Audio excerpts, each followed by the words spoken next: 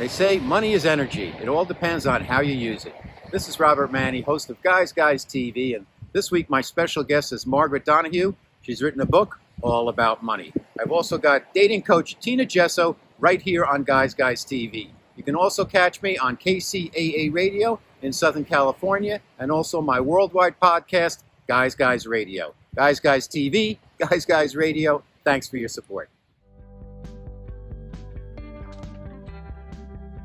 Okay, Guys Radio, our interview portion of the show, and we've got a very special guest. It's Margaret Peg Donahue, and she's written a book with her writing partner, Madeline Gerwick, and it's called Money is an Energy Game, and it's all about prosperity, the consciousness of prosperity, limitations that a lot of people have about money, etc. So let me tell you a little bit about Peg. She's a Feng Shui consultant, personal empowerment coach, teacher, speaker, author. She's got an MBA from Boston University, BA from Georgetown, certifications in Feng Shui, coaching, intuitive development, and healthing building certifications. Database marketer, she founded Feng Shui Connections to help people succeed, and she's contributed to Success Manifesto with Brian Tracy and co-authored the Dorm Room Feng Shui. She's here to discuss secrets about her book that she wrote with Madeline. It's called, once again, Money is an Energy Game, 102 energy altering strategies and money attraction tools to jumpstart your prosperity and transform your relationship with money. Welcome to Guys Radio. Peg Donahue. How you doing, Peg? I'm doing great, Robert. Thank you for having me. My pleasure. So money is something that's on everybody's mind at all times, and coming out of the lockdown and the economy starting to ramp up again, even though, you know, the stock market was through the roof throughout the entire lockdown. But it sure was. It's crazy. So it's a really topsy-turvy world when it comes to money. And as you say, money is an energy game. So first, what inspired you to write this book, and how did you do your research on it? Well, Madeline and I met in, I would say, early 2000, 2001. We were taking prosperity training courses. And I was also studying Feng Shui and intuitive development. Anyways, to make a long story short, we began collaborating and we started teaching our own programs. We taught 8 Keys to the Ultimately Prosperous Business. And then we developed a program called Conscious Language, and then take an energy inventory. So we decided we would like to take all of this to a larger audience. So we put it together in the book. And the book actually took us 7 years to write because we were doing a lot of research along the way with businesses and companies, and the whole world was changing. So we started this book around 2011, 2012, and we finally published the Kindle version in 2019, and then went to print last year in 2020. So here we are. Well, you did a good job. There's a lot to it. And I think the overarching theme is about energy and how people view money, and how sometimes in life we get very controlling, and sometimes it works against us. So let's start out with the big question. Why do so many people have issues attracting money, and how do they create blockages to attracting, receiving, and keeping the money flowing? Well, those are good questions. And I would say many people have trouble attracting money because of their belief systems. They might have grown up with stories that money is hard to come by. You have to work hard to make money. It's a struggle. Money doesn't grow on trees. So think back to, you know, what the stories and conversations were about money in your family when you grew up. Chances are those are encoded in your cells. And once you become aware of that, then you can change your energy. You can let go of those. You can create new beliefs for yourself. You know, it's interesting coming up when I grew up, I'm a boomer. So the mindset of my parents was about, you know, money's not everything. It's it could be seen as the root of all evil, even though in the Bible it says the love of money is the problem. It's not money itself. And the mindset was coming out of a depression background. And I think our whole generation kind of got panicky about money, and really is not comfortable with how to handle it, how to attract it, how to keep it, and how to keep it flowing. So you say that money is like energy, and is energy. And I agree with you. But for our listeners, please explain that. And why do you use the example of it's like water? Well, because everything is energy. And energy is in all of life, and everything, you know, that we do and breathe and have. It's in water, it's in the air, it's in money. And money is just a form of exchange. That's all it is. And I often think, whoever decided that all these piles of, little green pieces of paper and these, little circles of metal, you pile them up, that would have so much power over our lives. And when it's really what we're after is what money can do for us, what having money, exchanging money, it's the experiences that money can bring, it's the joy and the pleasure. And it's oftentimes the lack of it comes with fear or pushing it away, or I'll never have enough. If you have a lot of it, then many of those people are worried about hanging on to it, that they're afraid they're going to lose it. And people that don't have it, they want to have more of it or acquire more of it. And so it's not so much about being rich or wealthy. It's really about living a, a joyful and happy life, Mhm. having So, prosperity. so a lot of times people have the mindset that if they have some money, they want to hold on to it, Right. and that can work against them. And one of the great things, just for our listeners out there, in the book is that money is an energy game, is that there's a lot of different examples that are not just relevant to money, but just how we live our lives now. And there's a lot of great exercises and modalities that can be worked with from the book: meditation, emotional freedom technique, and affirmations, and lots of other Mm-hmm. stuff. But when we come to the point of like, let me give you an example. Like when we get into this hoarding mentality, like, oh, there's not enough. You say that, oh, another example of that is when you have things in your closet, whatever. If you haven't moved them in a while, you need to move things around, and it's the same with money. You got to keep it moving. Why do you have to keep it Right. moving? Because you're keeping the chi or the energy, the flow. You're keeping it alive, and you're breathing new life into it. If you hoard it, or you just hang on to it, or you just keep it into the bank, then it can grow stagnant. And the whole idea, behind the energy of money is to keep it in circulation. It comes in and it goes out. And when you spend it, spend in joy, or pay your bills in joy, give it away in joy, more of it will come back to you when you do that. If you pay your bills in fear, then you're putting a restriction on that. I'm afraid I don't have enough, versus pay your bills knowing, okay, I'm so grateful I have the money to pay this bill, and more of it will come in so that I can pay it again next month, or the next bill that comes along. So this You is know that really you'll always have enough. okay.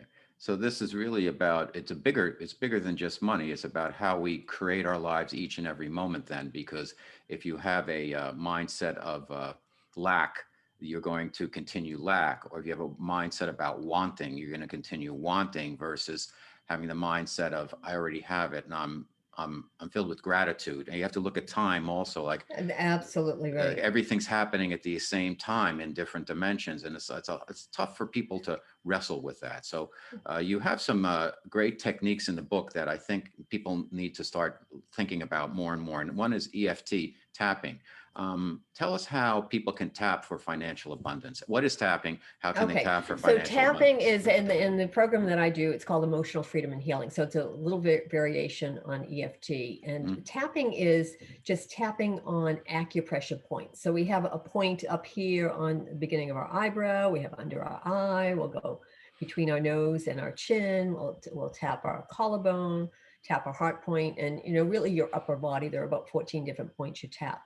And what happens is when you tap, you're releasing the energy that's in yourself. So your beliefs, and this is what I've come to learn, is that our beliefs actually get encoded in ourselves. So the tapping process works beyond the mind. Logic doesn't cut it when it comes to tapping. You have to suspend, your logic, and suspend your disbelief, and just trust that maybe there is something to this, and just tap away. I do tapping for a lot of people, just custom tapping sessions. I have unsolicited testimonials on my website on Feng Shui Connections, where people just write in, oh my gosh, that tapping session really shifted things for me. mhm. It seems like one So, of them that, I'm sorry, go ahead.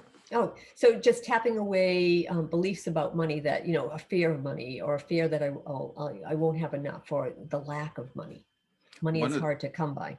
Okay, you have a couple of really basic ways of doing tapping, as well as the one with the 14 points. And I've done it with I think it's about 6 or 7 points or Hmm. 8 points. But I guess it doesn't. I guess it doesn't matter that much. That's As right. long as you're doing it and you have the intention is the important thing. That's But right. The intention is most important. but it seems like one thing that people can do every day is if you go to and help me out with this, to the kind of the left of where your heart is and that soft spot, if you just rub that in a circular Yes, motion, and that's please called the don't do heart that. point. Don't do it if you're driving, folks, but That's or absolutely working right. heavy machinery. But if you rub that in the circular motion, I guess clockwise would be best. And think about what do you do when you do this? Because you can do this many times during the day, and it's a very simple technique. Absolutely. So you think about just releasing any fear, any blocks to money, Hmm. and also loving yourself. I deeply and fully love and appreciate myself. I forgive myself. So the forgiveness is huge. Forgiveness for any feelings that you've done wrong in the past, or, gosh, I didn't do that right, or I didn't get that job. I must be thinking wrong about money, so I'm pushing it away. Let go of all that and just forgive yourself and just bring yourself to a what I would say a neutral state. So the hard point, I'm glad you brought that up, because that's a really important point, because I also provide a 2-point release with the book. And so it's the heart point and it's the base of your little finger. Hmm. So the base of your little finger on the side by your ring finger, you just tap that. That's the point of anger.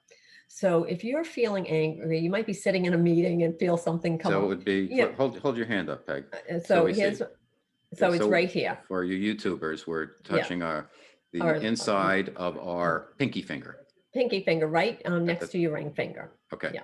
So right there. And you just So you tap, just and what do tap you it. do? You just take your thumb and you just tap it. Okay. I deeply and completely love and forgive myself, Okay. for any, Hmm. beliefs I have about money is hard to come by. Okay.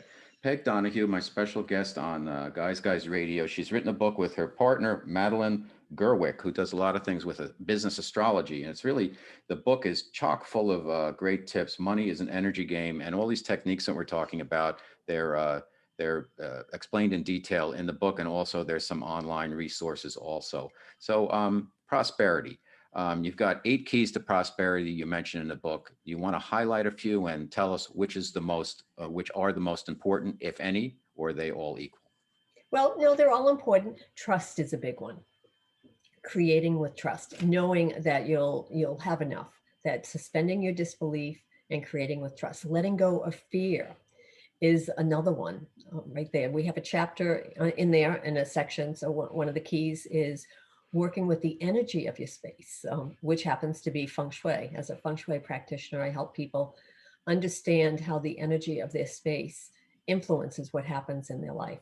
We also have, go ahead. Let's talk about that for a moment, Peg. I'm Sure. sorry, because I don't want to skip over that because it's a very important part of your teaching. Feng Shui. For our listeners who may not be that familiar with it, what is it? How do you use it? And how, because it can become daunting, because invariably, I'm sure you've experienced that nobody has their room set up the right way and everybody's doing something a little bit wrong.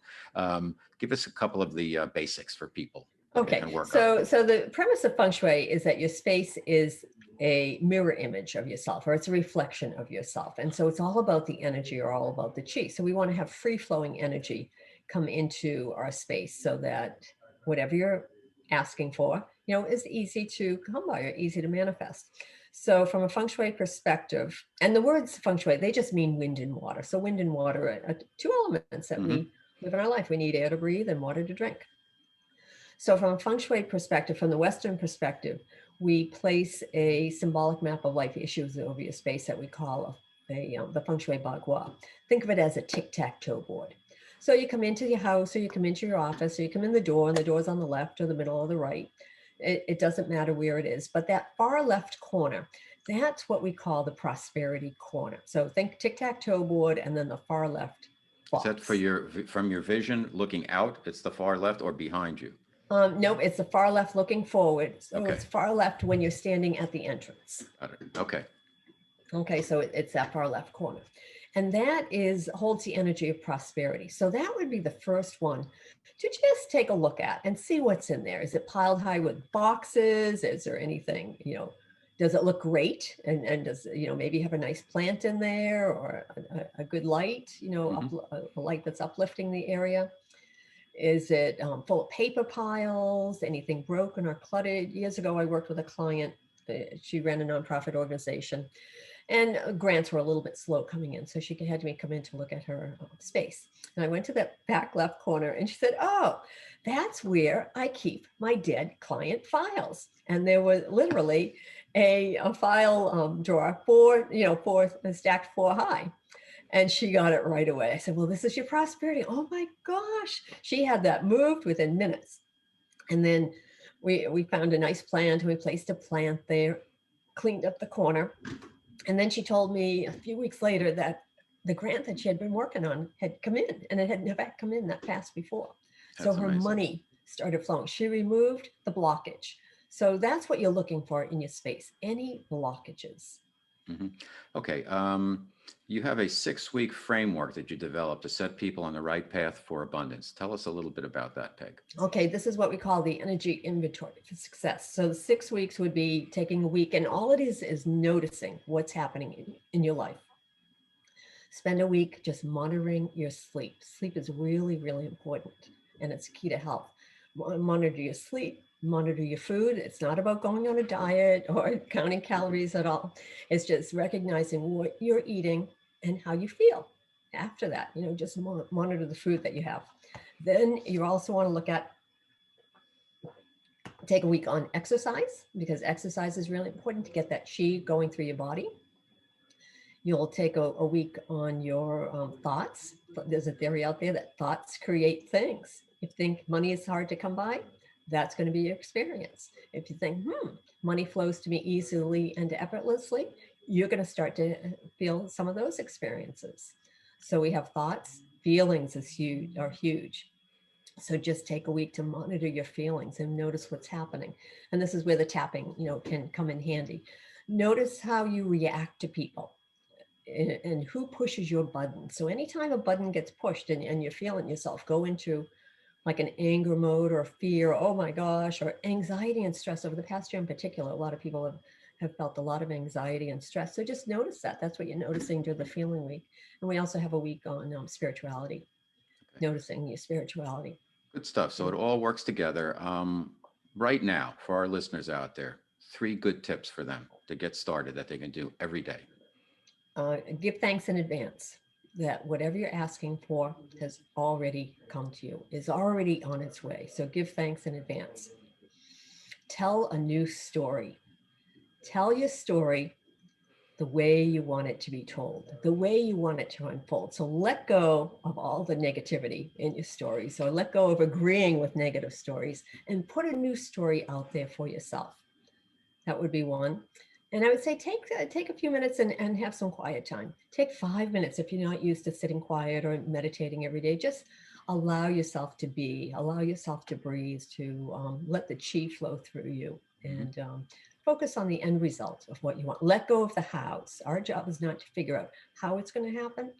Our job is to have the vision of what you want and hold that energy for the end result and let go of how. But we have to take inspired action also.